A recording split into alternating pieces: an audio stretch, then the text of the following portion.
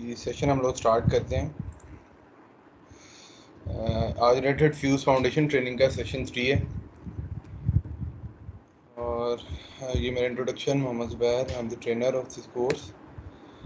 आज डे 3 में हम लोग एक्सप्लोर करेंगे यूज़ ऑफ डेटाबेस कंपोनेंट्स और डेटाबेस से रिलेटेड पे जितने भी डिफरेंट कंपोनेंट जो कि इसकी डिपेंडेंसीज होती हैं या जो इस डेटाबेस कंपोनेंट के लिए जो ज़रूरी कंपोनेंट्स होते हैं उनको भी साथ थोड़ा सा एक्सप्लोर करेंगे। ये 8 डेज़ कोर्स का जो हमारा पूरा फाउंडेशन कोर्स का जो पूरा 8 डेज़ ट्रैक है ये आपके सामने है। ये जो ब्लू में है ये आज का हमारा टॉपिक है। आज का जो हमारा एजेंडा है वो है कि हम लोग क्विक रिकैप करेंगे सेशन फर्स्ट और सेकंड को, और उसके बाद हम ज़रा यूज़ ऑफ जेसन पाथ देखेंगे कि हम प्रॉपर्टीज़ में या सेट कंपोनेंट्स में जेसन पाथ को कैसे यूज़ कर सकते हैं। जेसन पाथ जो कि लास्ट सेशन में हम लोगों ने देखा था कि जिस तरह डिफरेंट किस्म की लैंग्वेजेस हमारे पास अवेलेबल थी, सिंपल, पाइथन, इस तरह, तो वहाँ पे एक जेसन पाथ होता है। इसी तरीके से हमारे पास एक्स पाथ भी अवेलेबल होता है। नेक्स्ट सेशंस में हम लोग जब हम एक्सएमएल के साथ काम कर रहे होंगे तो हम लोग एक्स पाथ को भी देखेंगे। उसके बाद हम थोड़ा डिबगिंग एंड ट्रबल शूटिंग में देखेंगे कि डिबगिंग किस तरह कर सकते हैं, ट्रबल शूटिंग किस तरह कर सकते हैं कोडेड स्टूडियो में।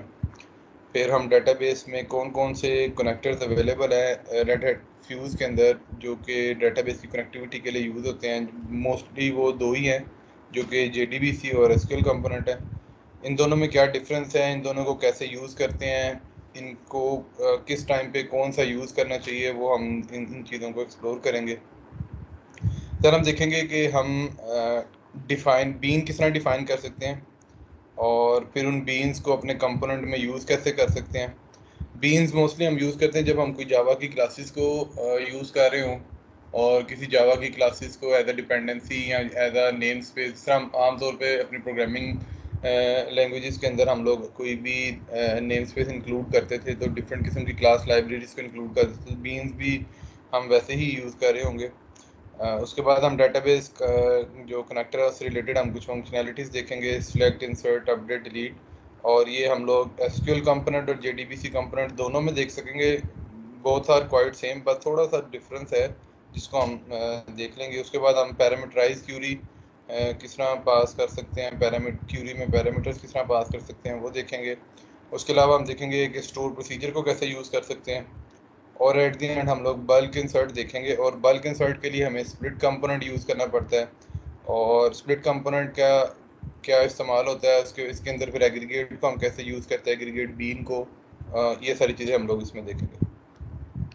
तो क्विक रिकैप करते हैं फर्स्ट और सेकंड सेशन को, देन हम लोग इसको जो है डेमो की तरफ आएंगे, क्योंकि मैंने आपको बताया था कि हमारी ट्रेनिंग ऑलमोस्ट सारी की सारी प्रैक्टिकल बेस ही है। तो आते हैं सेशन 1 का। अगर मैं क्विक रिकैप करूं तो सेशन 1 में हमने इंट्रोडक्शन टू द कोर्स किया था कि 8 डेज में हम करेंगे क्या। फिर हमने कुछ प्री रिक्विजिट्स को डिस्कस किया था और रेड हैट फ्यूज़ को हमने देखा था कि रेड हैट फ्यूज़ क्या है। अपाचे कैमल बेस एक इंटीग्रेशन ओपन सोर्स प्लेटफॉर्म है जिसके अंदर हम माइक्रो सर्विसेज और एप्लीकेशन कंपोनेंट्स और डिफरेंट मेथडोलॉजीज़ को हम लोग यूज़ करते हैं। उसके बाद हमने अपाचे कैमल को देखा था, क्योंकि red hat fuse Apache camel base है। तो अपाचे कैमल क्या है, ये भी एक ओपन सोर्स इंटीग्रेशन फ्रेमवर्क है जो कि एंटरप्राइज एप्लीकेशन पैटर्न्स की अप्रोच को यूज़ करते हुए यूज़ करता है। और एंटरप्राइज एप्लीकेशन पैटर्न्स क्या चीज़ हैं, ये कुछ भी नहीं है, लेकिन ये बस एक जो हमारे डिफरेंट किस्म की प्रॉब्लम जो बार बार आती हैं उनको एक वेल डॉक्यूमेंटेड सोल्यूशन हमें प्रोवाइड किया जाता है, जो कि हम कह सकते हैं एक POCs हमारे पास पहले से अवेलेबल होते हैं और हम उन्हीं को यूज़ कर रहे होते हैं। उसके अलावा हमने अपाचे मैवन को एक्सप्लोर किया था। मैवन क्या चीज़ है जो कि एक प्रोजेक्ट को बिल्डिंग या मैनेज करने में यूज़ करते हैं हम लोग। जावा बेस्ड प्रोजेक्ट जितने भी होते हैं, फॉर्म फाइल इसके अंदर हमारे पास होती है। प्रोजेक्ट ऑब्जेक्ट मॉडल हमने इसको देखा था कि XML बेस होते हैं, इसमें डिफरेंट किस्म की कन्फिग्रेशन, डिपेंडेंसीज, गोल्स और सारी चीज़ें अवेलेबल होती हैं। फिर इनके हमने ऑब्जेक्टिव्स देखे थे कि मैवन के ऑब्जेक्टिव्स क्या होते हैं। फिर हमने डिफरेंट किस्म के आर्किटेक्चर्स देखे थे। क्लासिक आर्किटेक्चर क्या होता है, फिर हमने जायला आर्किटेक्चर देखा था, इंटीग्रेशन आर्किटेक्चर देखा था जिसमें जो रेड हैट फ्यूज़ यूज़ करता है। और फिर हमने इस इंटीग्रेशन आर्किटेक्चर में हमने ये देखा था कि इसके 3 पिलर्स हैं। एक्चुअली जो 3 है वो फ्लेक्सिबिलिटी, स्केलेबिलिटी और रीयूजेबिलिटी। और इन तीनों को कैसे कंटेनराइज मतलब इनको डिवाइड किया था, वो ये था कि डिस्ट्रीब्यूटेड इंटीग्रेशन के लिए अगर हम यूज़ करें तो एज फ्लेक्सिबल हो रहा होता है, स्केलेबिलिटी करें तो हम किसी भी टाइम माइक्रो सर्विसेज आर्किटेक्चर है तो किसी भी चीज़ को इजीली स्केलेबल कर सकते हैं, और यूजेबिलिटी हमने जितनी भी एपीआई मॉडल हमने क्रिएट किया हुआ है और हम उसको रीयूज़ कर सकते हैं। उसके अलावा हमने रेड हैट फ्यूज़ के कुछ प्रोडक्ट डिस्ट्रीब्यूशन देखी थी, जिसमें हमने fuse, stand alone, open shift और ऑनलाइन को देखा था। हम मोस्टली फोकस कर रहे हैं स्टैंड अलोन के ऊपर, और स्टैंड अलोन के फिर हमने कुछ फीचर्स देखे थे कि स्टैंड अलोन क्या चीज़ है। फिर हमने different type of stand alone के प्रोजेक्ट्स देखे थे जो कि fuse on craft, EAP and spring boot है, और फिर हमने जो इनमें बेसिक डिफरेंस था वो देखा था। फिर हमने कुछ जेडीके, जेआरई और जेवीएम से रिलेटेड कुछ डिफरेंस जो इस डायग्राम में एक्सप्लेन किया था हमने वो देखा था, और फिर हमने अपना इन्वायरमेंट किस तरह सेटअप करते हैं वो सारी यहाँ पे हमने देखा था कि हम कैसे डाउनलोड करेंगे, कैसे इसको सेटअप करेंगे हर चीज़। और उसके बाद हमने कुछ डेमो किया था जिसमें हमने इससे रिलेटेड सारी चीज़ें देखी थी। सेशन 2 के अंदर हम लोगों ने क्या किया था, सेशन 2 के अंदर हमने आईडी को एक्सप्लोर किया था। हम लोगों ने हेलो वर्ल्ड प्रोजेक्ट क्रिएट किया था आउट ऑफ द बॉक्स, जितने कनेक्टर थे उनको एक्सप्लोर किया था, उनकी डॉक्यूमेंटेशन देखी थी।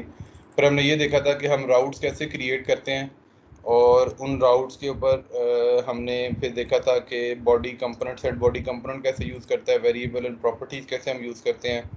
डायरेक्ट और डायरेक्ट वीएम कंपोनेंट्स को देखा था। डायरेक्ट कंपोनेंट क्या करता है, जो कि एक राउट से दूसरे राउट में कन्वर्ट कर मैसेज को ट्रांसफ़र करता है, और डायरेक्ट वीएम भी वही काम करता है, लेकिन ये सिंगल जेवीएम के अंदर डिफरेंट कैमल कॉन्टेक्स्ट के अंदर भी मूव करा सकते हैं हम लोग। उसके अलावा हमने लॉगर कंपोनेंट को देखा था, HTTP रेस्टलेट कंपोनेंट को देखा, जो कि हम फ्लो ट्रिगर की बेस के लिए अभी तक सिर्फ यूज़ कर रहे हैं। उसके अलावा हमने स्केड्यूलर और टाइमर को देखा था, और इन दोनों में क्या डिफरेंस होता है वो देखा था, और एमवीएन रेपोजिटरी को हमने एक्सप्लोर किया था डिफरेंट किस्म की डिपेंडेंसीज को देखने के लिए। और जितने भी कंपोनेंट्स हम लोगों ने यूज़ किए थे उन सारे कंपोनेंट्स की डॉक्यूमेंटेशन को हम लोगों ने एक्सप्लोर किया था। आज का जो हमारा सेशन है उसके अंदर हम जेसन पाथ और ये सारी चीज़ों को डिस्कस करेंगे। तो स्विच करते हैं यहाँ पर हम लोग। मैं एक न्यू प्रोजेक्ट क्रिएट करूँगा, फ्यूज़ इंटीग्रेशन प्रोजेक्ट।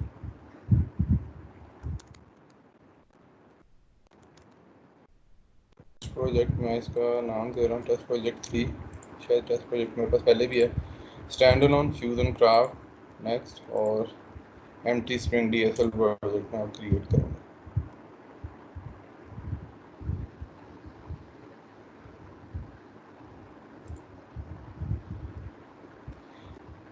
मैंने एक डेटाबेस का POC भी किया है, और मैं कुछ कोड और कुछ डिपेंडेंसीज वहाँ से भी, और मैंने एक कोड स्निपेट भी बना कर रखा है, यहाँ से भी मैं कुछ डिपेंडेंसीज को और कोड को मैं यूज़ करूँगा। सबसे पहले हम लोग रेस्टलेट कंपोनेंट यूज़ करेंगे कि हमने अपने फ्लो को ट्रिगर करना है, और जो मैं मैसेज मॉडल यूज़ करूँगा इसके अंदर उसको थोड़ा सा एक्सप्लोर कर लेते हैं हम लोग। इसके अंदर मेरे पास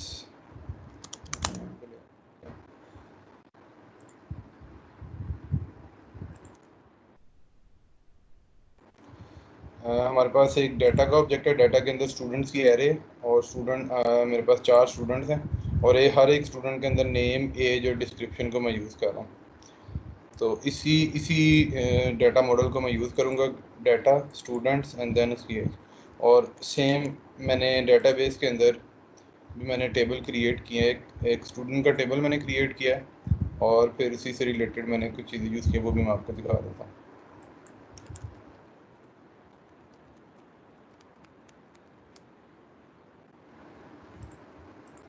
डेटाबेस के अंदर मैंने एक ट्रेनिंग DB के एक डेटाबेस क्रिएट किया हुआ है, और उसके अंदर एक मैंने स्टूडेंट का टेबल क्रिएट किया है। इसके अगर मैं डिज़ाइन मोड में आऊँ तो मेरे पास ID है जो कि इंटीजर है और ऑटो जनरेटेड है। कंफर्म कर लेता हूँ जी, ऑटो जनरेटेड है, ये आइडेंटिटी कॉलम है। उसके अलावा मैंने नेम है जो कि वार्चर मैक्स यूज़ कर रहा है, एज है, इंटीजर है, डिस्क्रिप्शन है जो कि वार्चर मैक्स। इसमें डिफरेंट किस्म के कॉलम्स भी हो सकते हैं, मैंने भी सिंपल ये 4 कॉलम यूज़ किए for the sake of simplicity. उसके अलावा मैंने एक स्टोर प्रोसीजर भी क्रिएट किया हुआ है, वो भी मैं आपको दिखा देता हूँ। ज़ुबैर, इसमें आप SQL सर्वर यूज़ कर रहे हैं, हम लोग ओरेकल यूज़ कर सकते हैं? बिल्कुल, और Oracle यूज़ कर सकते हैं आप। और इस अभी फ़िलहाल मेरे पास SQL सर्वर ही है, और मैंने अभी तक जितने भी प्रोजेक्ट्स यूज़ किए हैं उन सारों में SQL सर्वर ही यूज़ किया है। तो हम लोग Oracle के भी एक छोटा सा POC कर लेंगे। इसमें अब इस स्टोर प्रोसीजर के अंदर मैंने किया गया है कि मैं सिंपल एक 3 वेरिएबल ले रहा हूँ जो कि एज, नेम एंड डिस्क्रिप्शन है। अब ये वेरिएबल सारे के सारे मेरे एज इनपुट वेरिएबल हैं। इसमें मैं आउटपुट वेरिएबल भी ले सकता हूँ, वो आपको पता ही है हम लोग कैसे स्टोर प्रोसीजर क्रिएट करते हैं, और मैं आपको बता दूंगा कि हम उसको कैसे यूज़ करेंगे। और इस स्टोर प्रोसीजर के थ्रू मैं सिंपल इंसर्ट करवा रहा हूँ एज, नेम एंड डिस्क्रिप्शन के वेरिएबल्स के थ्रू। तो ये सिंपल सा एक छोटा सा हमने सिनेरियो लिया है। यहाँ पर आते हैं, हम लोग यूज़ करेंगे local host 81 is a port, HTTP is the connector, और इसका मैं सिंपल अगर मैं DB एक पाथ अगर मैं क्रिएट करूँ तो ठीक है। उसके बाद मैं एक लॉगर कंपोनेंट यूज़ करूँगा। लॉगर कंपोनेंट में मैं जस्ट लिखूँगा कि स्टार्टेड, देन मैं एक सेट प्रॉपर्टी यूज़ करूँगा। सेट प्रॉपर्टी के अंदर मैं यूज़ करूँगा सिंपल लैंग्वेज, और सिंपल लैंग्वेज के अंदर मैं SQL कॉलन। अब इसमें जब भी हमने कोई SQL की क्यूरी लिखनी होती है तो उसका तरीका ये होता है कि मुझे SQL कॉलन एंड देन आगे मुझे इसकी क्यूरी लिखनी पड़ेगी। इसको कोड स्निपेट से अगर मैं क्यूरी कॉपी कर लूँ, ये मेरे पास है क्यूरी, ये वाली नहीं, खैर यहाँ पे भी मेरे पास नहीं, मैं वैसे ही लिख लेता हूँ सेलेक्ट स्टार फ्रॉम स्टूडेंट्स, और इसको मैं नाम दे देता हूँ DB क्यूरी।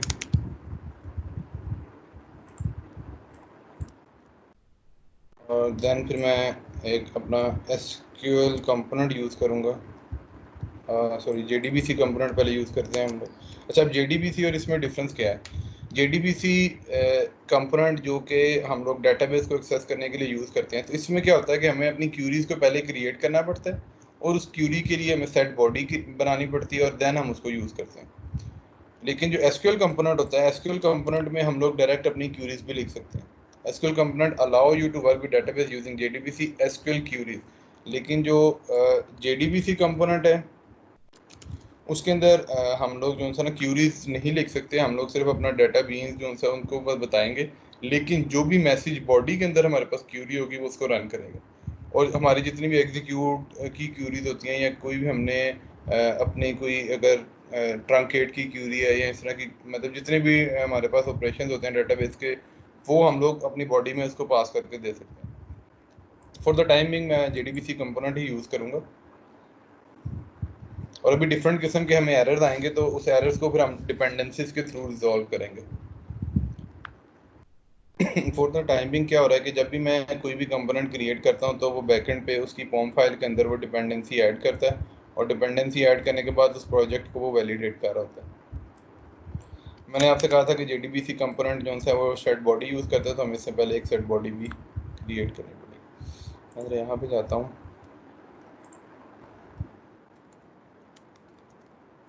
फ्रॉम सॉरी,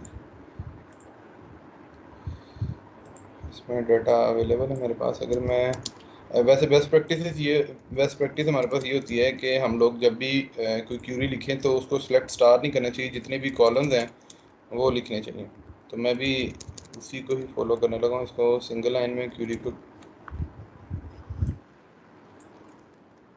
और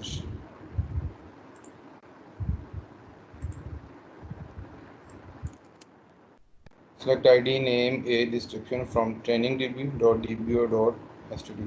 अब ये मैं इस ट्रेनिंग DB को यहाँ से मैं ख़त्म कर दूंगा, क्योंकि मैंने अपना डेटाबेस का नाम और सारा कुछ अपनी कनेक्शन स्ट्रिंग में मैं दूंगा। और सेट बॉडी में मैं क्या करूँगा, सिंपल, और अब हमने किसी भी प्रॉपर्टी को जब यूज़ करना हो, ये मैंने आपको फर्स्ट सेशन में बताया था कि प्रॉपर्टी को यूज़ करने के लिए प्रॉपर्टी डॉट, और उस प्रॉपर्टी का जो भी नाम हम लोगों ने सेव किया, जो भी रखा होता नाम, वो हम लोग यहाँ पे यूज़ करेंगे क्यूरी। तो अब हमारे पास ये SQL की क्यूरी थी। SQL की क्यूरी के लिए हमें SQL का प्रीफिक्स लिखना ज़रूरी है, प्रीफिक्स SQL कॉलन देन आगे क्यूरी। और फिर जब बॉडी में सेट करना है तो बॉडी के लिए हम लोग उसी प्रॉपर्टी को एज अ बॉडी पास करेंगे, और फिर यहाँ पर हम लोग डाटा सोर्स का जो भी नाम होगा वो देंगे। अब डाटा सोर्स का नाम मैंने यहाँ पे दिया डाटा सोर्स। अब इसको कैमल कॉन्टेक्स्ट को भी बताना है कि यहाँ पे हमने कोई डाटा सोर्स हम लोग दे रहे हैं, तो उस डाटा सोर्स के लिए मुझे बीन क्रिएट करना पड़ेगा।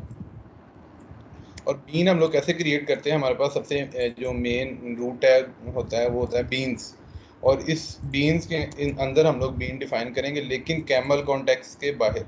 कैमल कॉन्टेक्स्ट के अंदर नहीं, उसके बाहर हम लोग बीन डिफाइन करेंगे, और कैमल कॉन्टेक्स्ट के अंदर उसकी आईडी के थ्रू उसको एक्सेस करेंगे। अगर मैं यहाँ से ये बीन, इस डेटाबेस का बीन कॉपी करूँ और यहाँ पे मैं इसको पेस्ट कर रहा हूँ, तो अगर आप देखें तो ये एक डिपेंडेंसी यूज़ कर रहा है जो कि है org apache common.dbcp2 data basic data source. और ये उसकी आईडी है जिस आईडी के थ्रू मैं इसको गेट करूँगा, आईडी डाटा सोर्स। और अगर मैं यहाँ पर आऊँगा और इसी डाटा सोर्स को मैं यहाँ पर यूज़ कर रहा हूँ,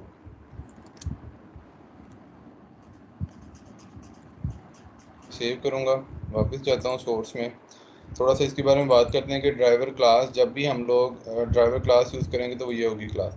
अब ओरेकल के केस में क्या होगा, अभी जो आपको क्वेश्चन था कि हम लोग जब ओरेकल यूज़ कर रहे होंगे तो हम कैसे यूज़ करेंगे। अब ये देखें, ये हमारे पास जो एसक्यूएल सर्वर की डेटाबेस की क्लास है, लेकिन जब हमारे पास ओरेकल होगा तो हम यहाँ पे ओरेकल की क्लास को हम लोग यूज़ कर रहे होंगे।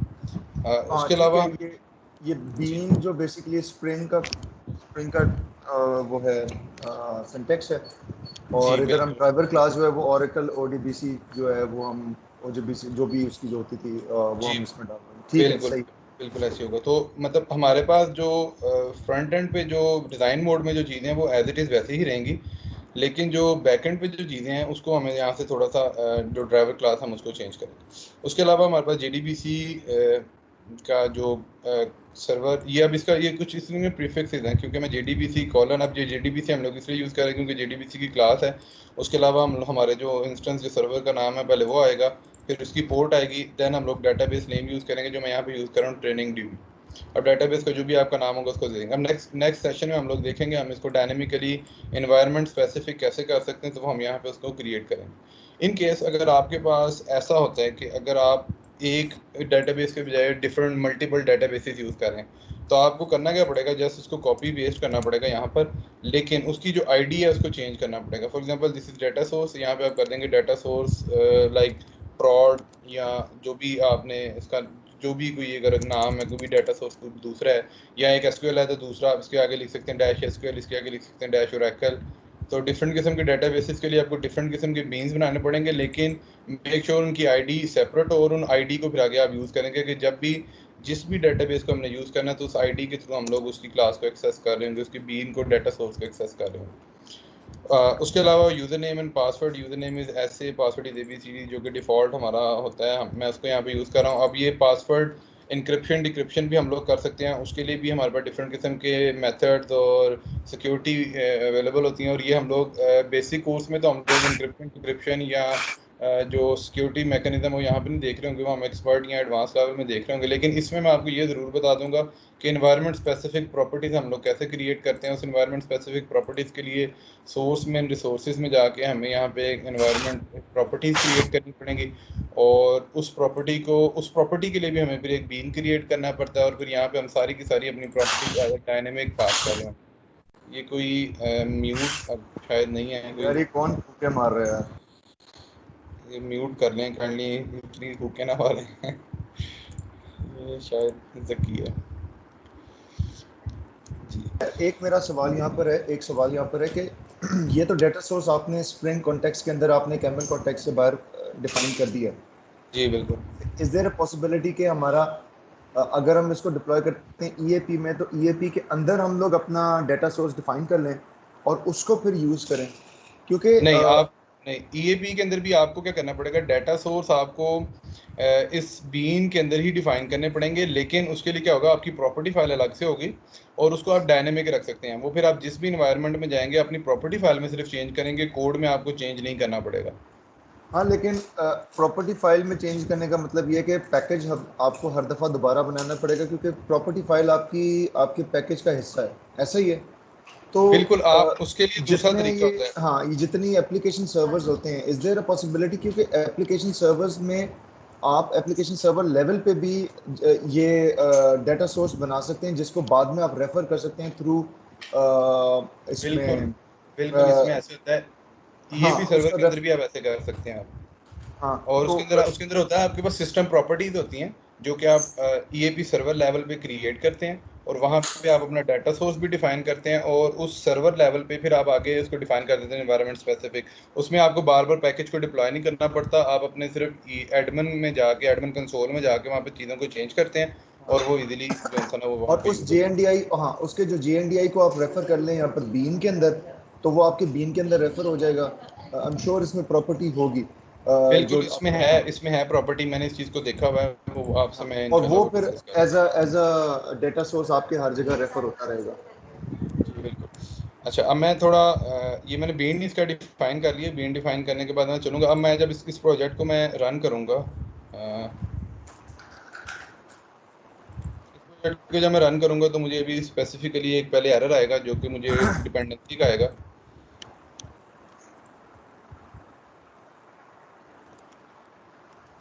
Like this.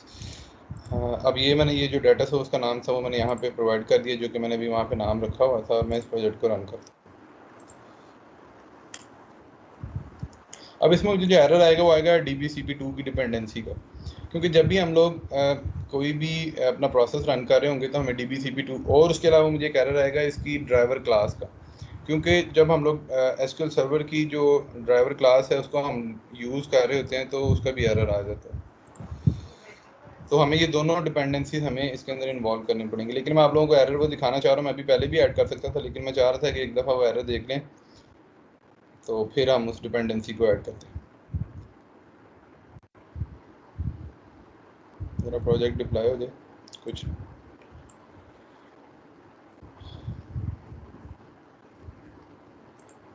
Very SQL server आपके लोकल मशीन पे है या किसी, या सिस्टम्स के किसी वीएम पे पड़ा हुआ है? नहीं, ये मेरी लोकल मशीन पे है, लेकिन अगर कहीं पे भी होगा आप उसकी लोकल होस्ट की जगह आप जो सा ये मैं आपको दिखा देता हूँ, ये कहीं पे भी होगा, यहाँ पे आप उसकी जगह कोई भी अपनी आईपी दे सकते हैं, चाहे ओवर द इंटरनेट कहीं पे भी वो पड़ा हो, आप उसकी यहाँ पे आईपी देंगे, डेटाबेस का नाम देंगे और यूजर नेम एंड पासवर्ड देंगे। अच्छा, अब ये देखिए, मुझे यहाँ पर बिल्ड फेलियर हो गया, और मुझे जो एरर आया, सबसे पहले तो इसने मुझे कहा कि ORG-DBCP2 डाटा सोर्स की क्लास इसको नहीं मिली, जो कि अनडिफाइंड है। तो इसके लिए मुझे डिपेंडेंसी ऐड करनी पड़ेगी। उन डिपेंडेंसीज के लिए मैंने ये common.dbcp2 की डिपेंडेंसी, अब ये मुझे कैसे पता चला कि यहाँ पे ये डिपेंडेंसी, इसमें मैंने वर्जन को भी डिलीट किया हुआ है। ये मैंने आपको बताया था, MVN रेपोजिटरी से हमें पता चलेगा कि जब हम JDBC या हम लोग एसक्यूएल सर्वर की क्लास को ऐड करते हैं तो उनकी जो आगे जो फर्दर डिपेंडेंसीज होती हैं, जो कंपाइल डिपेंडेंसीज होती हैं, उसके थ्रू आपको ये पता लग जाएगा कि ये डिपेंडेंसी क्या थी। अब मैं यहाँ पर जाऊँगा और इस डिपेंडेंसी के नीचे इसको मैं सेव कर दूंगा। अब मुझे जो एरर आएगा वो एसक्यूएल सर्वर का आएगा, जो कि JDBC का एरर है। मैं वो भी एक दफ़ा आप लोगों को दिखाना चाहूँगा, फिर मैं उसको जो ना करूँगा। अच्छा, जब भी हम कोई डिपेंडेंसी ऐड करते हैं, सबसे पहले वो डिपेंडेंसी को डाउनलोड करेगा, इंस्टॉल करेगा, देन उस प्रोजेक्ट को वैलिडेट करेगा। मैं इस प्रोजेक्ट को दोबारा से डिबग करूँगा। और ये कंपाइल टाइम एरर होते हैं, कई एरर ऐसे होते हैं, कई डिपेंडेंसीज ऐसी होती हैं जो कि आपको जैसे ही आप अपने प्रोजेक्ट में ऐड करते हैं साथ ही एरर आ जाता है, लेकिन कुछ होते हैं जो कंपाइल टाइम पे आ जाते हैं, कुछ होते हैं जो कि रन टाइम पे आ जाते हैं। अब ये आप लोग इसमें ये जो भी इसमें जब वैलिडेट कर रहा था, एक्चुअली वो अपने पास कंपाइल कर रहा था उस चीज़ को, अगर उसमें कोई एरर होता है तो आपको बता देता है। तो ये अभी जो DBCP2 वाला एरर था, ये रन टाइम पे एरर आया था। जब मैंने उसको वैलिडेट किया तो उसने एरर नहीं दिया, लेकिन जब मैंने उसको रन किया तो तब उसने मुझे एरर दिया था।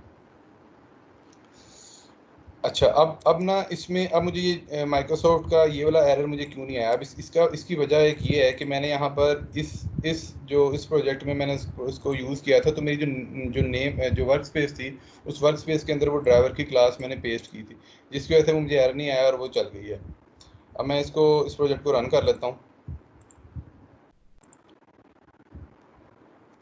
और मैंने लॉगर शायद नहीं लगाया, ये एक दफ़ा देखना पड़ेगा। जी, लॉगर नहीं लगाया, यहाँ पे मैं बॉडी कर देता हूँ।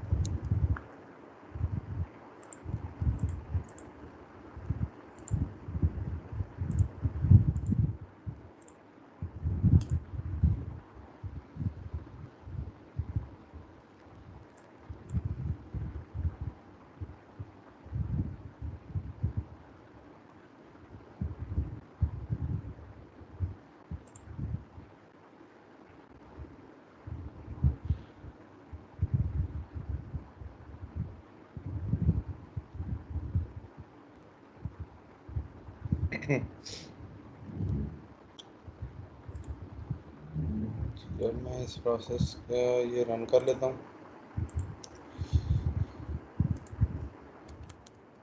लोकल होस्ट 8081/db सेंड करूँगा, फ्लो स्टार्टेड, और ये मेरे पास यहाँ पे JDBC कनेक्टर के पास आया। अब इसकी डिबगिंग के बारे में भी थोड़ी सी बात कर लेते हैं कि मैंने यहाँ पे ब्रेक पॉइंट लगाया है। ब्रेक पॉइंट लगाने का तरीका होता है वो टॉगल ब्रेक पॉइंट, और इसको हम डिसेबल भी कर सकते हैं और डिलीट भी कर सकते हैं। और हमारे पास ये वेरिएबल्स होते हैं, वेरिएबल्स के अंदर ये भी आपको यहाँ से मिल जाएगा। इसमें मेरे पास अब मैसेज बॉडी के अंदर मेरे पास पूरी क्वेरी पड़ी हुई है। जिस तरह म्यूलसॉफ्ट में हमारे पास होता था कि हम लोग कैसे उस बॉडी को देख सकते थे, कैसे उसको एक्सप्लोर कर सकते थे पे लोड को, तो यहाँ पे भी हमारे पास वो चीज़ें आ जाती हैं। और इसको इसको यहाँ पे आप ऐड एक्सप्रेशन भी कर सकते हैं कि आप अपनी एक्सप्रेशन के थ्रू इसको वो कर सकते हैं, लेकिन मैंने कभी एक्सप्रेशन को यूज़ नहीं किया। लेकिन मैं इसको देखूंगा कि हम इस रन टाइम पे कैसे एक्सप्रेशन क्रिएट करके हम लोग इसको देख सकते हैं, तो मैं आप लोगों को वो भी फिर बाद में किसी सेशन में बता दूँ। खैर, अभी हमारे पास जो सेट बॉडी कंपोनेंट था, हमारे पास बॉडी के अंदर ये पूरी की पूरी क्यूरी आ रही है। जब मैं इसको एक स्टेप आगे जाऊँगा, अच्छा अभी मुझे आगे है एरर। अब उसने मुझे कहा है कि ड्राइवर क्लास नोट फाउंड, और ये मुझे उसने एक्सेप्शन दे दिया।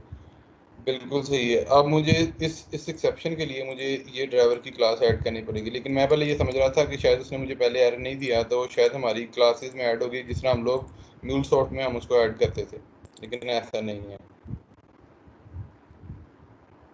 ये डिपेंडेंसी ऐड करनी पड़ेगी अब यहाँ पर। डिपेंडेंसी ऐड करने का मैंने आपको बताया था कि हम लास्ट में ऐड करते जाएंगे, तो उससे ज़रा हमें इसको देखना, और उसके अगर आप कमेंट्स देना चाहें तो वो भी आप लोग इसके अंदर दे सकते हैं।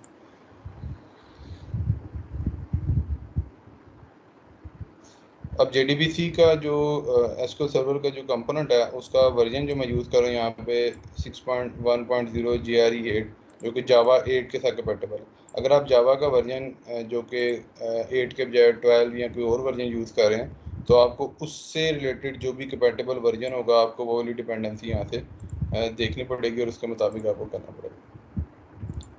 इस प्रोजेक्ट को दोबारा से डिबग करूँगा।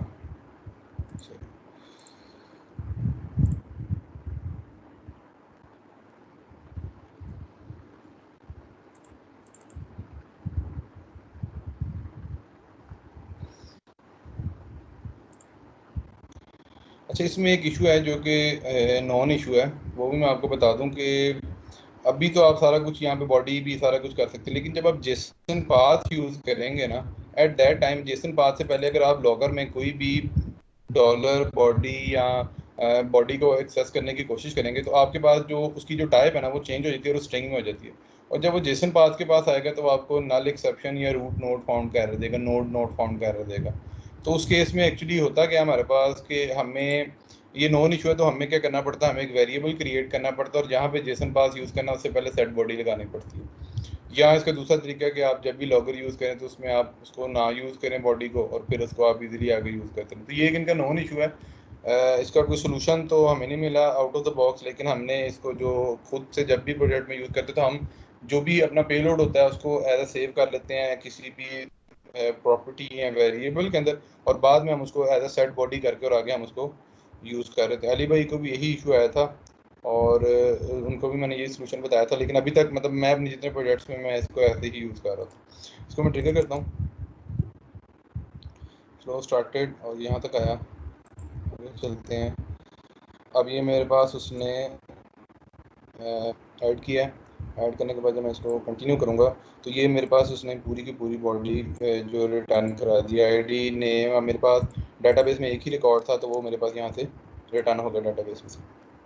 तो दो चीज़ें सबसे पहले हमने देखी कि हमने DBCP2 जो common ORG Apache dot Commons की क्लास के अंदर ग्रुप आईडी के अंदर हमारे पास DBCP2 की डिपेंडेंसी थी, और उसके बाद हमने ये देखा कि com.microsoft.sql सर्वर की एक क्लास हम यूज़ कर रहे हैं, उसकी डिपेंडेंसी भी हमें ऐड करनी पड़ती है। तो ये हमारे पास JDBC कंपोनेंट का था। अब मैं यही सेम प्रोसेस अगर मैं SQL कंपोनेंट से करना चाहूँ, सबसे पहले मैं इसको राउट के बाद रेसलेट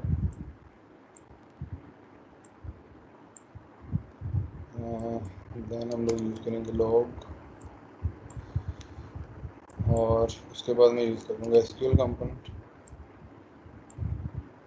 अब जैसे मैंने एसक्यूएल कंपोनेंट ऐड किया तो वो उसकी डिपेंडेंसी को क्रिएट करने चला।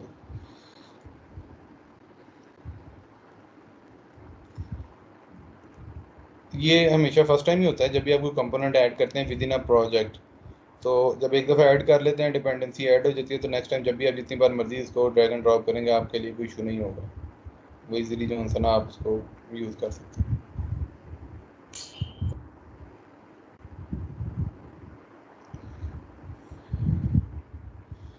अच्छा, इस बार ज़्यादा टाइम इसलिए ले रहा है क्योंकि मेरा प्रोजेक्ट पीछे रन हो रहा है और मैंने उसको स्टॉप नहीं किया, और ये भी डिपेंडेंसी भी मैंने इसके अंदर ऐड कर दी। इसमें स्टॉप कर दूँ ज़रा पहले, और इसको होने दें, इसको होने दें। जी हो गया हो गया हो गया हाँ हो हो गया। गया। जी मुझे पता है अगर इसको मैं दरमियान में अगर मैं रोक दूंगा तो काफ़ी मसले हो जाते हैं। लोकल होस्ट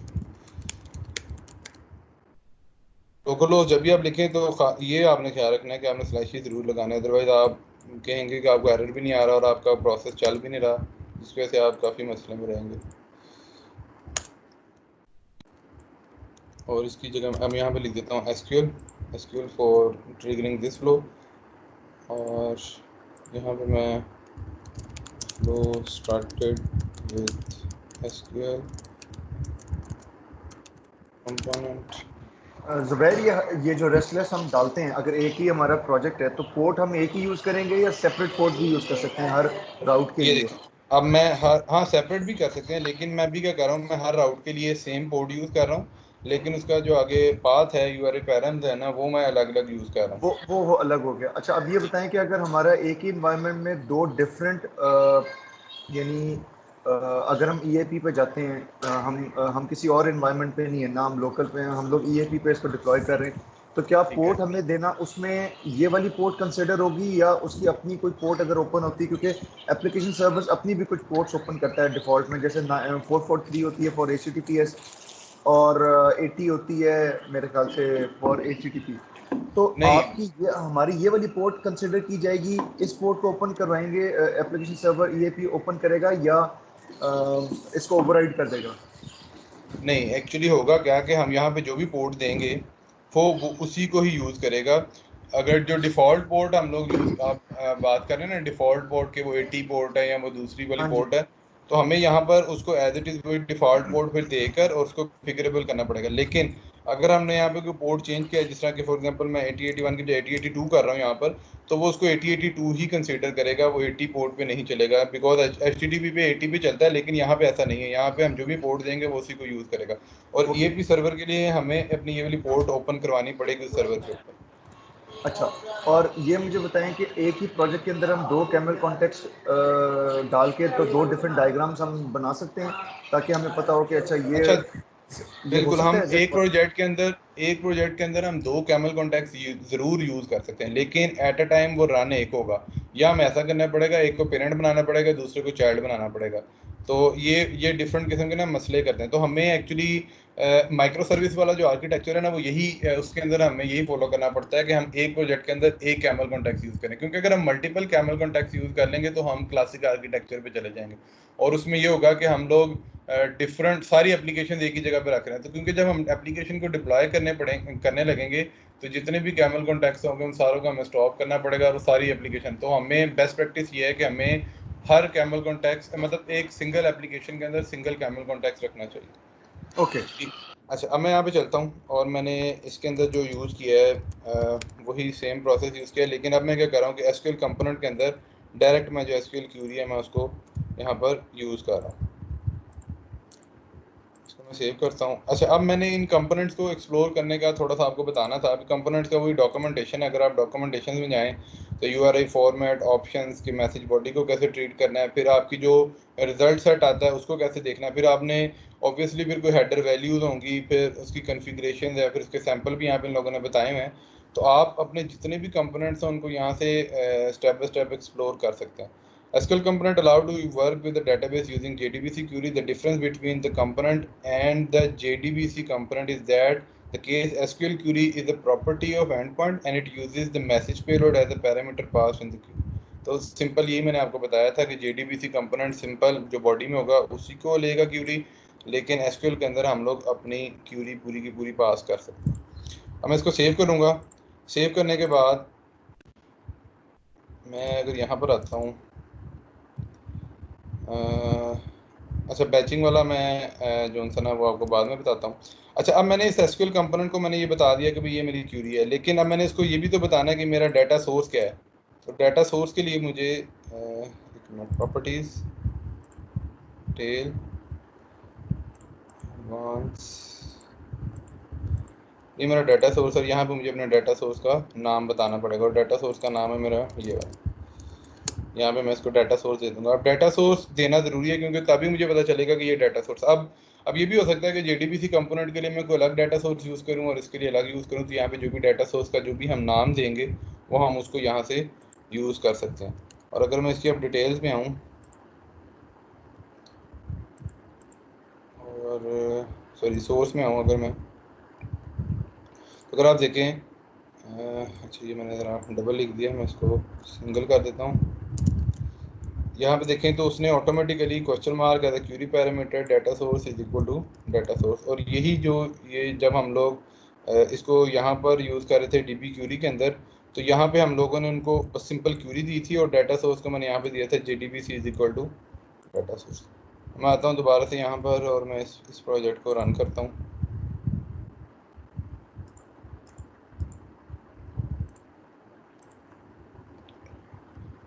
अभी हम इसमें आउटपुट जेसन बेस करेंगे ना, मतलब जो रिप्लाई जाएगा बॉडी में सेट करना है ना अभी हमने। इसके अंदर जो अभी अभी हम लोग सिंपल लॉग करवा रहे हैं, बिल्कुल वो आगे अब आपने जब डाटाबेस से लिया फिर आगे वो डाटा मैपर का काम है। आपने उसको क्या करना है, जेसन में कन्वर्ट करना है, एक्सएमएल में कन्वर्ट करना है। वो हम डाटा मैपिंग वाले जब हम उसमें मॉड्यूल में आएंगे तो हम उसको देखेंगे कि हम कैसे उसको ले रहे हैं और कैसे कन्वर्ट कर रहे हैं। ठीक, इसकी जैसी भी आउटपुट हम बनाना चाहें वो हम लोग यूज़ कर सकते हैं। मैं इसको यहाँ पे आता हूँ और यहाँ पे मैं इसको लिखूँगा SQL सेंड। अब देखिए यहाँ पे भी वो जो लास्ट का मेरे पास रिस्पॉन्स है वो यहाँ पर मेरे पास आया हुआ है और ये मेरे पास अभी SQL का रिस्पॉन्स यहाँ पे मेरे पास आ गया। ठीक है, यहाँ पे इसने ये प्रिंट भी करवा दिया है और यहाँ पे flow started with SQL component and this is the response. अब सेम इज़ द केस यहाँ पे आप जो अब यहाँ पे मैंने इसके अंदर बताया था, ये मैंने सेलेक्ट की स्टेटमेंट यूज़ की। इसी तरीके से इंसर्ट, अपडेट, डिलीट, इन सारी स्टेटमेंट को आप ऐसे ही यूज़ करेंगे। अब मैं आता हूँ पैरामीटराइज क्यूरी के ऊपर। पैरामीटराइज क्यूरी के अंदर मैं क्या करूँगा, मैं यहाँ पे लेता हूँ एक वेरिएबल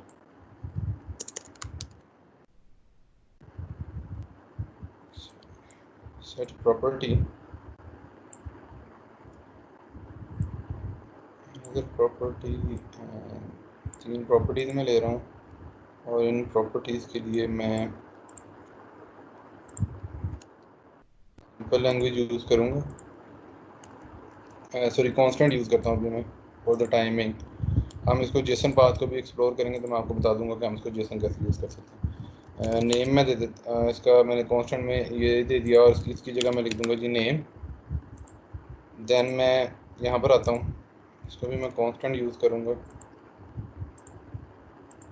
और इस कांस्टेंट की जगह मैं 15 दे देता हूँ, 14 दे देता हूँ जो कि मेरी एज है। और इसको भी मैं कांस्टेंट दूंगा और ये डिस्क्रिप्शन है तो इसको मैं कह दूंगा टेस्ट डिस्क्रिप्शन और इसका मैं नाम दे दूंगा डिस्क्रिप्शन। एसक्यूएल की क्यूरी यहाँ पे इंसर्ट की क्यूरी में लिखूंगा। इंसर्ट की क्यूरी के लिए इंसर्ट इनटू टेबल का नाम जो कि हमारे पास ये है वैल्यूज।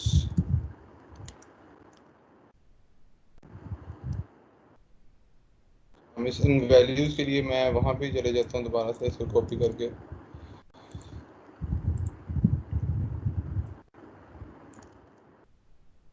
और वैल्यूज में मैं सारी प्रॉपर्टी यूज़ करूँगा। डॉलर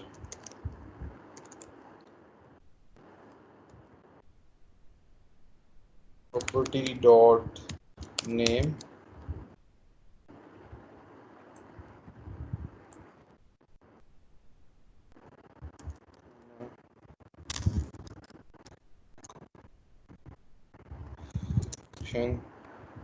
इनको सिंगल कोट्स के अंदर नहीं डालेंगे हम, ये जो स्ट्रिंग बिल्कुल वैल्यू हम सिंगल, ये बिल्कुल हम सिंगल कोट्स में डालेंगे।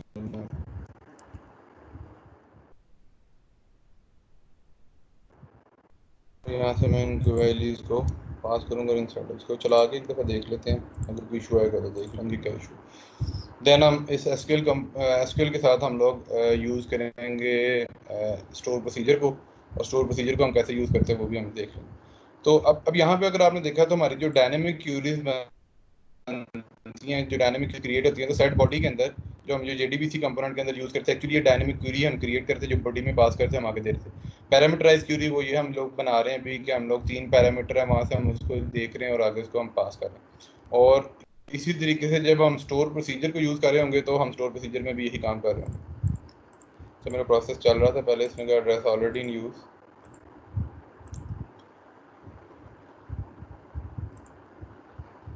यहाँ पे हम लोग देख रहे थे जेसन पास को भी मैंने स्किप कर दिया था। डिबगिंग एंड ट्रबल शूटिंग को हम साथ साथ देख रहे हैं। डेटाबेस कनेक्टर्स हमने देख लिए, इन दोनों को डीन कैसे डिफाइन करते हैं और उसको हम कैसे किसी भी कंपोनेंट में यूज़ करते हैं वो भी हमने देखा है।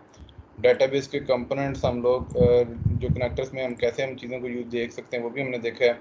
और पैरामीटराइज क्यूरी या डायनेमिक क्यूरी तो हमने देख ली थी, पैरामीटराइज क्यूरी को हम लोग यहाँ पे देख रहे हैं।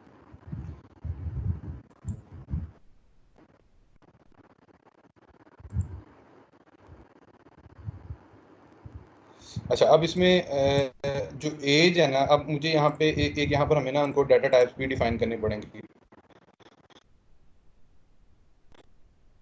डाटा टाइप किस तरह डिफाइन करेंगे, क्योंकि हम यहाँ तो प्रॉपर्टीज में जाते हैं,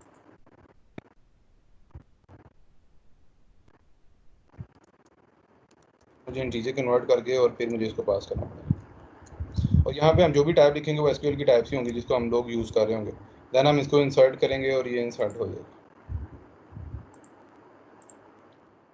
यही काम हम लोग जब हम लोग यूज़ करेंगे अपना स्टोर प्रोसीजर। अगर ये आप देखें, मैं स्टोर प्रोसीजर की क्यूरी यहाँ पे लिख कर रखी हुई थी, और इसके अंदर भी अगर आप देखें तो मैं इसको इंटीजर वारचार ये सारी प्रॉपर्टीज यहाँ से पास कर रहा हूँ, तो वो भी हम लोग यहाँ से इसको हम करते हैं कैसे यूज़ करते हैं।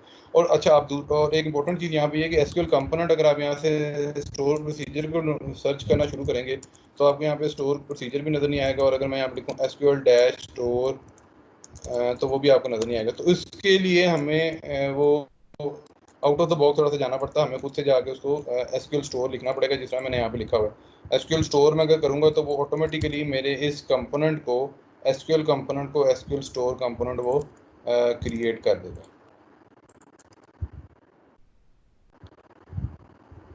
ठीक है जी, अब मेरा डॉलर सिंटैक्स का एरर आ गया, कहाँ पर आया ये मैं देख लेता हूँ।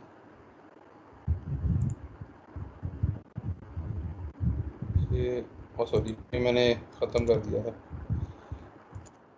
अच्छा, मैं इसको इसी को अगर मैं स्टोर प्रोसीजर अगर मैं यहाँ पे इसी को अगर मैं क्रिएट करना चाहूँ तो एसक्यूएल की जगह मुझे यहाँ पे एसक्यूएल स्टोर लिखना पड़ेगा। और जैसे मैं इसको सेव करूँगा तो ये देखें यहाँ पे इसने एसक्यूएल की जगह एसक्यूएल स्टोर बना दिया। पहले उसका अगर मैं यहाँ पे एसक्यूएल का मैं यहाँ पे कनेक्टर अगर देखूँ तो उसका जो था वो एक डेटाबेस का सिंबल बना हुआ था, ऊपर एसक्यूएल लिखा हुआ था, लेकिन यहाँ पे उसने एक कंपोनेंट का वो चेंज कर दिया और इसको इसने एसक्यूएल स्टोर कर। अब ये जो कंपोनेंट है, इस कंपोनेंट को हम 2D कंपोनेंट कहते थे, डायनेमिक कंपोनेंट होते हैं।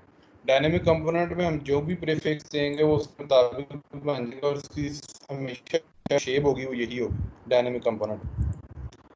अच्छा, मैं अगर स्टोर प्रोसीजर का यहाँ पे यूज़ करूँ, लाइक ये वाला पूरा का पूरा स्टोर प्रोसीजर में उठाता हूँ, ऐसे कॉपी कर एज नेम प्रॉपर्टी और डाटा सोर्स के साथ में इसको सेव कर रहा हूँ।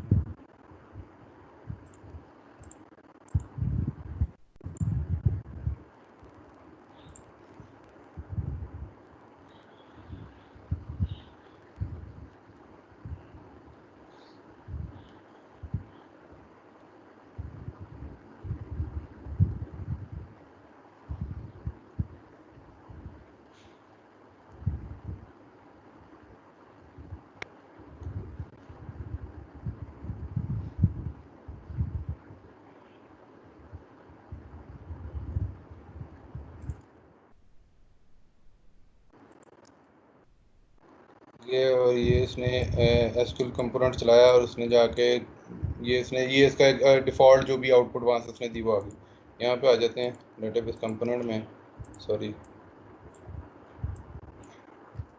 ये इसने भी ऐड किया है, the where 14 and test description. Store procedure के थ्रू भी ऐड किया, क्योंकि स्टोर प्रोसीजर में हम लोग कर क्या रहे थे कि हम लोग 3 चीज़ें को पास करते थे, नेम, एज एंड डिस्क्रिप्शन, और मैंने वही 3 चीज़ें मैंने यहाँ पे पास की, नेम, एज और डिस्क्रिप्शन। अब मैंने एज पहले रखी, एज मैंने इसलिए पहले रखी, अब इसमें ना सीक्वेंस बड़ा मैटर करता है कि हमने सबसे पहले जो पैरामीटर था वो हमने एज का लिया था जो कि इंटीजर टाइप था, तो इसलिए मैंने उसको पहले एज का पैरामीटर पास किया, उसके बाद नेम का जो कि वारचार था, और फिर डिस्क्रिप्शन जो कि वारचार थी। जो डेटाबेस वाली डिस्क्रिप्शन थी एज इट इज हमने वही पास किया, और आगे डाटा सोर्स हम लोगों ने उसको पास किया। अब हम देखते हैं ज़रा थोड़ा सा जेसन पाथ को हम लोग देखते हैं, तो उसके लिए हम क्या यूज़ करेंगे कि जेसन पाथ को हम कैसे यूज़ करते हैं। मैं राउट सेंड करूँगा और रेस्टोरेंट कंपोनेंट। अब इस रेस्टोरेंट कंपोनेंट को अगर मैं करूं तो मैं इसको यहाँ से इसको मुझे करना पड़ेगा पोस्ट। मैंने इसको पूरी की पूरी एक जेसन सेंड करनी है 8081, और यहाँ पे HTTP, और यहाँ पे मैं लिख देता हूँ जेसन पाथ।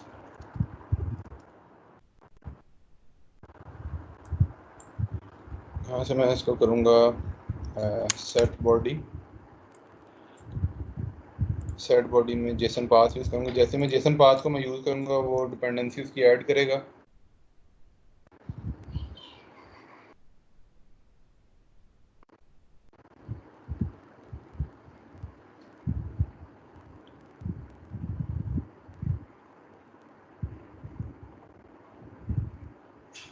ये हमें थोड़ा सा मतलब ये चीज़ तो बेयर करनी पड़ेगी कि ये स्लो स्टार्टिंग में होता है ज़रूर है, लेकिन ये डिपेंडेंसी ऐड करके और ये नीचे अगर आप देखना तो उसकी प्रोग्रेस शो हो रही होती है, तो यहाँ से आपको थोड़ी सी तसल्ली हो जाती है, अच्छा 41% चल रहा है, रुका नहीं हुआ। और ये जो आपको यहाँ पे मेमोरी की यूजेज का नज़र आ रहा है, ये आपका अगर आप लेटेस्ट वर्जन इसका यूज़ करेंगे जो कि 12.15 वर्जन है, तो वहाँ पे आपको ये शो होगा। 14 में शायद अपडेट अगर आप करें तब भी शो हो जाएगा। जेसन पाथ मैंने यूज़ किया। अब जेसन पाथ के लिए मैं यहाँ पे अगर मैं आता हूँ, जेसन पाथ एवेलुएटर अगर मैं करूँ, जेसन पाथ ऑनलाइन शायद देखने से भी आ जाए जी। तो यहाँ से मैं अपना, हम लोग एक्चुअली देख सकते हैं हम लोग अपने बॉडी को यहाँ कैसे हम लोग उसको यूज़ कर सकते हैं। मैं यहाँ पे आता हूँ, इस पूरे को मैं कॉपी करूँगा, यहाँ पे जाके पेस्ट करूँगा। डॉलर से, डॉलर मीन्स कि वो पूरे का पूरा बॉडी मुझे रिटर्न कर देगा। अब इसके भी डिफरेंट किस्म के आपके तरीके होते हैं। अगर आप डॉलर डॉट डाटा और डॉट स्टूडेंट्स करेंगे तो आपके पास स्टूडेंट्स कह रहे हैं। तो दूसरा तरीका इसका ये होता है कि आप डॉलर डॉट डॉट स्टूडेंट्स करेंगे तो तभी आपके पास ये आ जाएगा। डॉट डॉट स्टूडेंट मीन कि आपका जो चाइल्ड मतलब जो इनर चाइल्ड है उसको एक्सेस करने के लिए आप यूज़ करें। तो ये जेसन पाथ से रिलेटेड अगर आप थोड़े से ट्यूटोरियल देख लेंगे तो आपको आपके लिए जो है ना ये ईजी हो जाएगा। तो फॉर द टाइमिंग मैं क्या कर रहा हूँ कि मैं स्टूडेंट्स की ज़ीरो इंडेक्स डॉट नेम, मैं इसको एक्सेस करने की कोशिश करता हूँ। कॉपी, यहाँ से मैं इसको पेस्ट करूँगा, और इसके बाद मैं एक लॉगर कंपोनेंट यूज़ करता हूँ। इस लॉगर कंपोनेंट के अंदर मैं लिख दूँगा डॉलर बॉडी, जो भी बॉडी में होगा। अब ये जो हमने यहाँ पे वेरिएबल्स क्रिएट किए थे जो कि मैं कांस्टेंट यूज़ कर रहा हूँ, तो आप लोगों की जो भी असाइनमेंट है ना वो भी मैंने यहाँ पे लिखी हुई है कि आप लोग कैसे जेसन पाथ को यहाँ पे यूज़ करके इसको देखेंगे। मैंने यहाँ पे शायद नहीं लिखी, लेकिन मैं आपको बता दूंगा कि आपने ये जो मैंने कांस्टेंट किया आपने इसको डायनेमिकली यूज़ करना है थ्रू जेसन पाथ। पीछे से आप पोस्ट का इसका एक्सप्रेशन देंगे और जो भी वैल्यूज़ होंगी उनको आप उसके थ्रू एक्सेस करेंगे। मैंने लॉगर यहाँ पे प्रिंट किया और मैं इसको चला कर देख लेता हूँ। 8081 localhost and JSON path, and the method is post save, और मैं इस प्रोजेक्ट को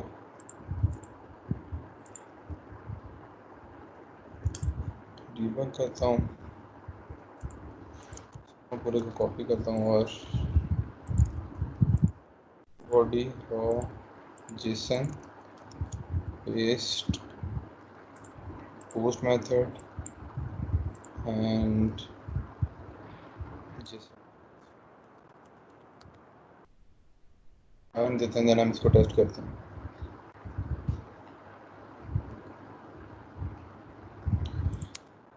जब हम इसको सेंड करेंगे तो ये देखें उसने मुझे जॉन यहाँ पे रिटर्न कर दिया, और इसी तरीके से हम किसी भी वैल्यू को एक्सेस कर सकते हैं। तो वो आपने जब भी इसको वेरीफाई करना है जेसन पाथ को, तो आपने यहाँ से पहले इसको हर चीज़ को देख लेना है कि हम कैसे इसको यूज़ कर रहे हैं, पाथ अपना क्रिएट कर लेना है और फिर हमने उस पाथ को यूज़ करना है। तो अभी तक जो हम लोगों ने जो चीज़ें देखी कि जेसन पाथ को हम अब ये सेट प्रॉपर्टी वाला काम भी आप अपनी असाइनमेंट में करेंगे। जेसन पाथ यूज़ करना कैसे सिंपल है। अच्छा, इसमें ना सेम अगर आप एक्सएमएल पाथ भी अगर आप यूज़ करना चाहें तो वो भी बड़ा सिंपल है कि एक्सएमएल पाथ के लिए भी आपको सिंपल करना क्या पड़ेगा, यहाँ पे बॉडी में जाके वो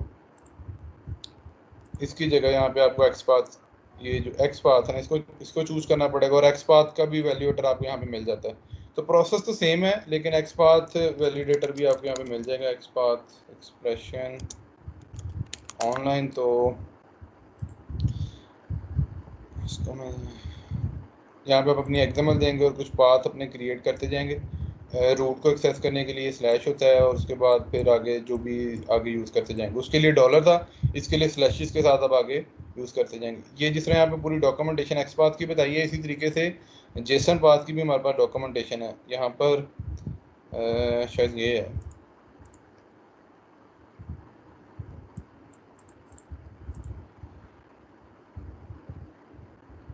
वो भी मैं आपको लिंक दूंगा। मेरे पास एक सारा डॉक्यूमेंटेशन है जिसके अंदर वो सारा कुछ हम लोग करते हैं। अच्छा, उसके बाद हम लोगों ने डिबगिंग एंड ट्रबल शूटिंग, इसको ऐसे हमने इतना भी डिटेल से नहीं देखा ट्रबल शूटिंग और डिबगिंग को, लेकिन मैंने आपको ये बताया कि हमारे पास जो डिबग जब हम कर रहे होते हैं तो हमारे पास कैमल कॉन्टेक्स्ट की क्या सिचुएशन होती है। वेरिएबल्स में जब भी हम डिबग कर रहे होते हैं तो मैसेज पेलोड क्या होता है, प्रॉपर्टीज़ की वैल्यूज़ क्या होती हैं, तो वे वेरिएबल के टैब्स में सारा कुछ वो आ रहा होता है।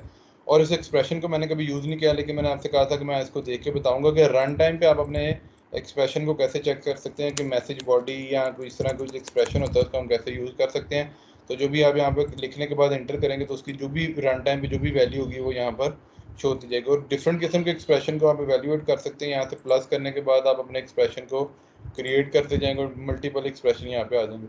और ये एक्सप्रेशन जब आप क्रिएट करके रख लेते हैं तो आप जब भी डीबग कर रहे होते हैं तो उनकी जो वैल्यूज़ होती हैं वो यहाँ पे आहिस्ता आहिस्ता आपको सारी शो होना शुरू हो जाएंगी। जैसे प्रॉपर्टी की वैल्यू है या बॉडी की वैल्यू है, तो वो आप यहाँ पे एक्सप्रेशन में लिखते जाएंगे। और यहाँ पे आपको ये एक्चुअली आपके पास वो वॉच विंडो जिस तरह हमारे पास डॉट नेट स्टोर उसमें होती थी विजुअल स्टूडियो में, तो ये एक तरी वो चीज़ है। और म्यूल सॉफ्ट में अगर आप देखें तो वो मेल एक्सप्रेशन के तौर पे जिस तरह हम यूज़ करते तो ये यहाँ पर वही सारी चीज़ है। ये हमने सारा कुछ देख लिया। लास्ट में हम लोग जो चीज़ देखेंगे वो देखेंगे bulk insert with using split component. तो स्प्लिट कंपोनेंट को सबसे पहले मैं देख लूँ कि स्प्लिट कंपोनेंट है क्या है। स्प्लिट कंपोनेंट करता क्या है कि आपके सिंगल मैसेज को मल्टीपल मैसेजेस में डिवाइड करता है और आप जिस भी एक्सप्रेशन के थ्रू उसको यूज़ करते हैं, उसके बाद जब आप उसको डिवाइड कर लेते हैं, आप अपना डिज़ायर एक्सप्रेशन निकाल लेते हैं। फॉर एग्जांपल आप पीछे से लिस्ट एक सेंड कर रहे थे तो वो उसको एग्रीगेट करके एक लिस्ट बना के आगे सेंड करेगा। तो जिस तरह हम बल्क इंसर्ट की बात करें तो बल्क इंसर्ट में हम लोग करते क्या है कि हम लोग एक लिस्ट पास करेंगे और उस लिस्ट के यूज़ के लिए हम लोग क्या करेंगे, जब हम लिस्ट पास करेंगे सबसे पहले वो एक एक्सप्रेशन लाइक यहाँ पे जिस तरह हमारे पास ये वाला एक्सप्रेशन था कि डाटा है उसके अंदर फिर स्टूडेंट की लिस्ट है, तो सबसे पहले हम लोग एक स्टूडेंट की लिस्ट उसको पास कर देंगे कि भाई ये स्टूडेंट की लिस्ट है। वो क्या करेगा, इन सारी लिस्ट को अलग अलग पहले डिवाइड कर देगा, स्प्लिट कर देगा। स्प्लिट करने के बाद फिर उसकी एक combination of aggregation of list create करके डेटाबेस कंपोनेंट को पास कर देगा और डेटाबेस कंपोनेंट के अंदर हम बैचिंग करेंगे। बैचिंग एक्चुअली बैकएंड पे ऑटो बैचिंग कर रहा था, हमने सिर्फ लिखना है batch is equal to true और वो उसको इंसर्ट कर देगा। इसके लिए मैंने ये डेटाबेस का पीओसी क्रिएट किया है, मैं आपको वही दिखाता हूँ। ये देखें bulk insert with SQL server. इसमें मैंने सिंपल क्या किया है कि 8081 एसक्यूएल को मैंने यूज़ किया, पोस्ट का एक्सप्रेशन है। देन मैंने एक स्प्लिट कंपोनेंट यूज़ किया। अब इस स्प्लिट कंपोनेंट को अगर मैं आपको दिखाऊं इसकी प्रॉपर्टीज़ में, तो ये मेरे पास जेसन पाथ है। इस जेसन पाथ के अंदर मैंने $.data.students, तो अगर आप देखें $.data.students, मैं इसको एक मिनट,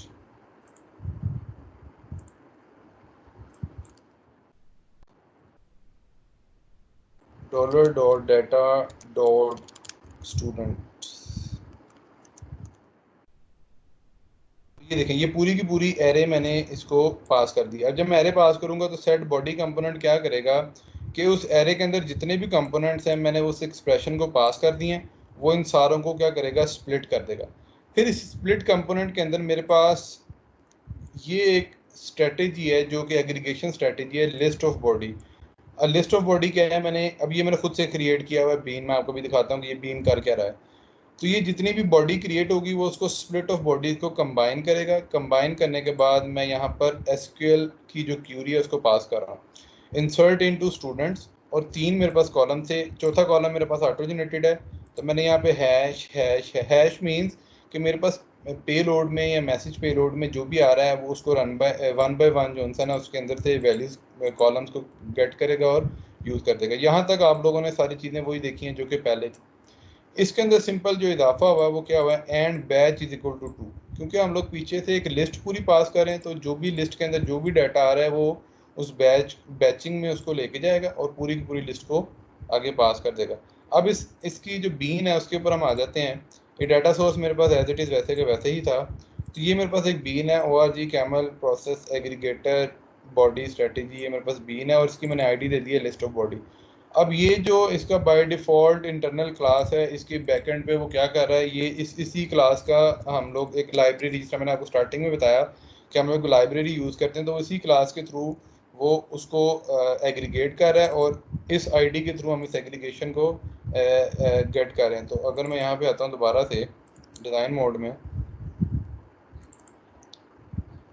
और इसको अगर मैं नीचे लेके आऊँ, सॉरी ये वाला, यहाँ पे अगर मैं इसको नीचे लेके आऊँ तो मेरे पास लिस्ट ऑफ बॉडी जो कि स्ट्रेटेजी, अगर मैं इसके ऊपर यहाँ पे रखूँ तो ये अगर आप माउस पे एग्जाम तरीका, set of reference to aggregate strategy use to assemble the replies of the split message into a single outgoing message from the splitter. तो जितने स्प्लिटर ने उसको डिवाइड किया था इस बॉडी के अंदर, पहले हमने जो बॉडी के अंदर से हमने उसको अपने डिज़ायर जो भी हमारी वैल्यू थी वो निकाली, बॉडी में उसको सेट करवाया मैसेजेस को स्प्लिट करके, और इस एग्रीगेट ने उसको फिर इकट्ठा किया और एक सिंगल आउटपुट मैसेज इस एसक्यूएल सर्वर को पास कर दिया। मैं इसको चला के आपको दिखा देता हूँ। चलाने से पहले मुझे पुराने वाला स्टॉप करना पड़ेगा। Local camel context. जुबैर, इसमें जो पहले एसक्यूएल की स्टेटमेंट लिखी थी उसमें हमने हैश नहीं यूज़ किया था, अब इसमें जी हम हैश यूज़ कर रहे हैं जी, तो अब इसमें हाँ, तो इसको कैसे पता चलता है कि कौन सी प्रॉपर्टी किस इंडेक्स पे इंसर्ट हो रही है, यानी वैल्यू के हाँ आगे आपने 3 हैश डाल दी हैं। जी अब बिल्कुल, अब हमारी इसमें ना हाँ, सीक्वेंस बड़ा मैटर करता है। तो अगर मैं हैश नहीं देना चाह रहा, मैं प्रॉपर्टी का नाम देना चाह रहा हूँ, तो हाउ इज इट पॉसिबल? फिर आपको प्रॉपर्टीज क्रिएट करनी पड़ेंगी, लेकिन आप जब प्रॉपर्टीज क्रिएट करेंगे ना वो देखें वो सिंगल एक्सप्रेशन के लिए होता है, मल्टीपल एक्सप्रेशन के लिए आप इसको नहीं यहाँ पे यूज़ कर सकते। मल्टीपल एक्सप्रेशन के लिए आपके जो डाटाबेस टेबल का जो सीक्वेंस है और आपके जो मैसेज का सीक्वेंस है वो देखना है। फॉर एग्जांपल आपको ऐसा लग रहा है कि मेरा जो मैसेज का सीक्वेंस है वो चेंज है और डाटाबेस का सीक्वेंस चेंज है, तो आपको क्या करना पड़ेगा, तो आपको डाटा मैपर यूज़ करना पड़ेगा और डाटा मैपर में जाके आपको उसकी सीक्वेंस को ठीक करना पड़ेगा इन केस। बल्कि इसमें ये भी एक इशू होता है कि अगर आपकी डाटा टाइप में भी फ़र्क है, फॉर एग्जांपल आप जो भी वैल्यूज़ पास कर रहे हैं वहाँ पे कुछ उसकी टाइप चेंज है और आपके पास जो पीछे से वैल्यूज़ आ रही हैं वो चेंज है, तो फिर उस केस में आपको डाटा मैपर यूज़ करना पड़ता है। डाटा मैपर के अंदर आपके पास कस्टम। हेलो हेलो जुबैर, आपकी आवाज़ नहीं आ रही। हेलो हाँ, हेलो अब आवाज़ आई है। जी, मेरा शायद इंटरनेट डिस्कनेक्ट हो गया था, मुझे पता नहीं चला। अच्छा, अब मैं आपसे ये कह रहा था कि जब हमें हमें ना फिर डाटा मैपर यूज़ करना पड़ता है और उस डाटा मैपर के लिए फिर हम वहाँ से उसकी टाइप कन्वर्जन और सारा कुछ करके देखते हैं। तो मैंने बड़ा अभी इस ट्रेनिंग पर्पज़ के लिए मैंने बड़ा सिंपल सा सिनेरियो लिया है जिसमें सिर्फ 3 कॉलम, यहाँ पे 3 कॉलम्स के बजाय हमारे पास 50 कॉलम तक भी हो सकते हैं। अगर मैं आपको अपना जो हमारा एक रियल टाइम प्रोजेक्ट था AVLS सर्विसेज का, आपको उसके बारे में आइडिया, उसके अंदर हमारे पास तकरीबन 36 कॉलम्स थे और हम लोग उसको यूज़ कर रहे थे और उसमें कुछ कॉलम्स और कुछ बैच आईडी ऐसी थी जिसके अंदर फॉर एग्जांपल मैं यहाँ पे एक बैच आईडी क्रिएट करता था, मैं उसको बैच आईडी भी पास कर सकता था। लाइक मैंने लास्ट कॉलम अपना बैच आईडी का रखा था, तो यहाँ से मैं उसको batch ID property dot batch ID कर सकता था। उसके अलावा कुछ ऐसे 2 मेरे पास कॉलम थे जिनमें मैंने गेट डेट लेनी थी, तो मैं गेट डेट का यहाँ पे जो डाटाबेस वाला गेट डेट वाला फंक्शन होता है मैं उसको भी यहाँ से पास कर सकता था। तो ये डिफरेंट किस्म के सिनेरियोज़ के ये आप जब भी आपको रियल टाइम सिनेरियोज आता है तो आप उसमें इसको देख रहे होते हैं। अब मैं इसी फंक्शन को मैं यूज़ करता हूँ। अगर ये मेरे पास 8081 JDBC, मैं इसको कंफर्म कर लूँ, ये JDBC ही है, नहीं ये SQL है, SQL, और इसको मैं यहाँ से सेंड करता हूँ।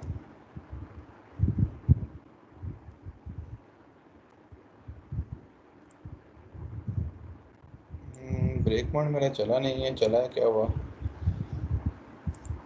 इसमें, मैं देख लूँ मैंने क्या लिखा था, SQL कंपोनेंट। मुझे ना इसको स्टॉप करके दोबारा चलाना पड़ेगा।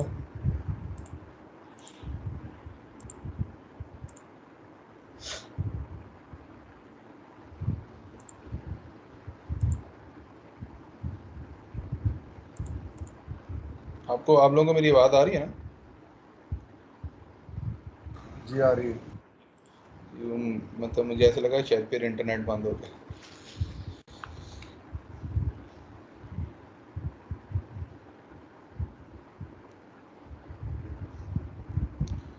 जी मैं इसको वहाँ से ख़त्म करता हूँ और सेंड। ये मेरा कंपोनेंट है यहाँ पर। अब ये स्प्लिटर ने क्या किया, अब ये देखिए यहाँ पे अगर मैं उसको डीबग करता रहता तो वो जितने रिकॉर्ड्स थे उतनी दफ़ा वो बॉडी पे जाके रुकता और वो आता। अब ये इसने ये वैसे वैसे तो बड़े काफ़ी फास्ट होता है, लेकिन अगर हम डीबग कमांड लगाएं तो ये हमें इसको देखना पड़ता है। इसको मैं नेक्स्ट करूँगा SQL कंपोनेंट में, और मुझे इसने एरर दे दिया। क्या एरर दिया जी?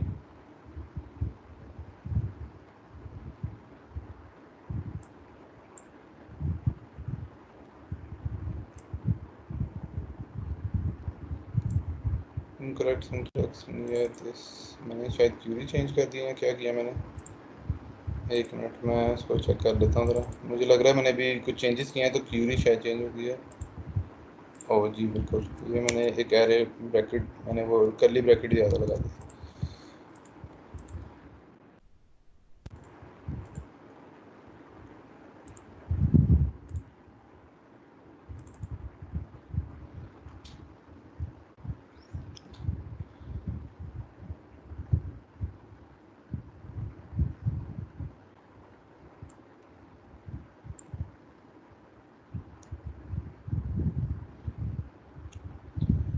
मुझे बस ये थोड़ा सा डिबगिंग में मुझे यही होता है कि बार बार हमें रीस्टार्ट करना पड़ता है। म्यूलसॉफ्ट में ऐसा नहीं है। म्यूलसॉफ्ट में जब भी हम कोई चेंज करेंगे हमें दोबारा से नहीं करना पड़ता, सेव करते हैं और वो चल पड़ता है, लेकिन यहाँ पे हमें बार बार करना पड़ता है, जिसकी वजह से मुझे बड़ा मसला होता है। मैं आगे रन करूँगा और ये रन हो गया। मैं डेटाबेस में जाता हूँ।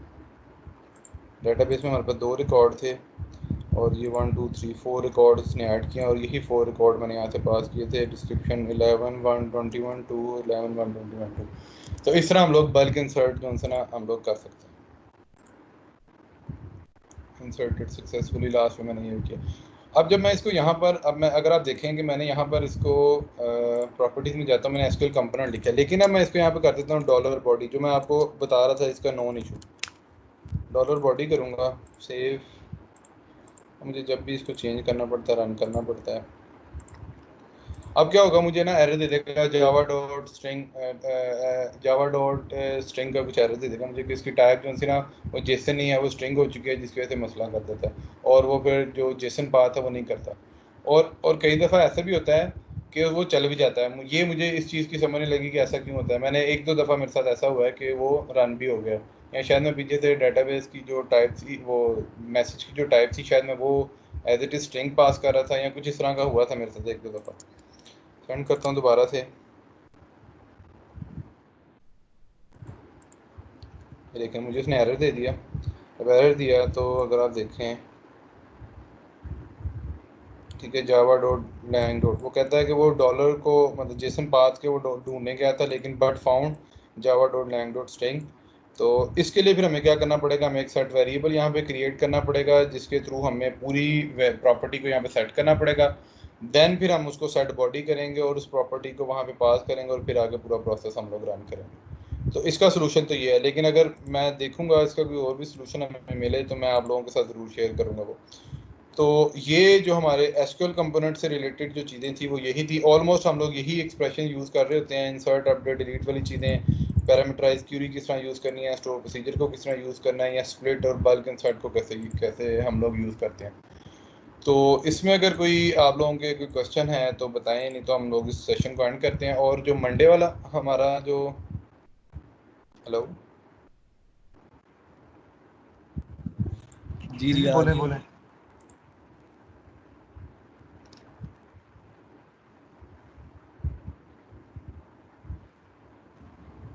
हेलो, जुबैर बोले आप। मेरा ख्याल है इंटरनेट का इशू हो गया दोबारा। जी, हेलो। माइक का मेरे इशू लग एक्चुअली ना यहाँ लाइट यहाँ पे बार बार जा रही है, और वो मॉडेम मेरा यूपीएस पे, लेकिन फिर भी बार बार स्विच हो रहा है, शायद इससे कोई इशू आ रहा है। अब आपको मेरी आवाज़ आ रही है? बिल्कुल आ हेलो। रही है। आ रही है। जी, बस ये मैं आपसे ये कह रहा था कि मंडे वाला जो हमारा सेशन होगा, शायद वो हमारा सेशन मंडे को ना हो, और फिर मैं थर्सडे वाले दिन मंडे और जो थर्सडे वाला सेशन है वो कंबाइन कर लूँगा, क्योंकि हमारे पास 2 आवर्स होते हैं, लेकिन अगर आप देखें तो हम 1 घंटे के अंदर हम लोग अपना वो सारी सेशन को कंप्लीट कर लेते हैं। तो लेकिन अगर उसमें मुझे ये हुआ कि अगर मैंने मंडे को मुझे काम है, अगर मैं ना अवेलेबल हो सका तो हम उसको देख लेंगे।